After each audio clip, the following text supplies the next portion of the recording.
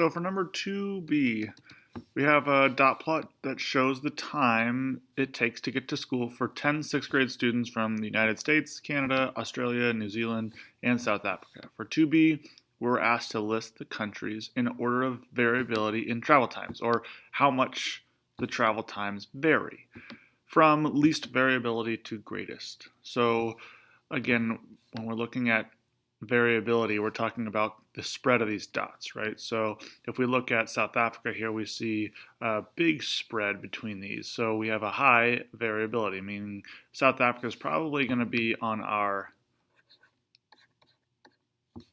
greater side here. So we'll put that at the end because we know it starts here at 5 minutes and goes all the way to 60 minutes. So that's going to be our greatest variability. Now, if we look at it here, let's try and find the one that has the least variability. So if we look here, we can see the United States starts at about 2 or 3 minutes here and goes to 20. So about a 17-minute spread here. Whereas we go from about 1 to 30. Let's see here, let's go 2 to 20, 1 to 30,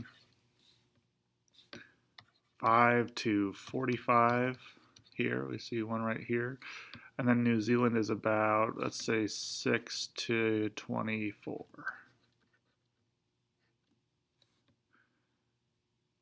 Not 6, sorry, that's a 5 right here. So that should be about 3 instead. 3. So if we're going from least to greatest, so the least amount of spread we would probably say is going to be United States, because 2 to 20 here, if we took the difference between those two, we'd get 18, so about 18 points in difference. If we took the difference between Canada, we'd get 29.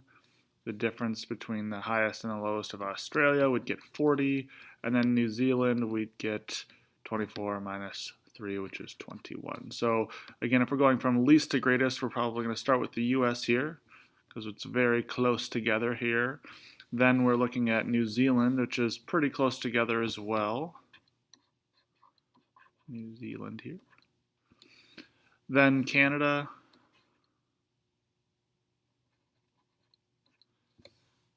And then Australia here.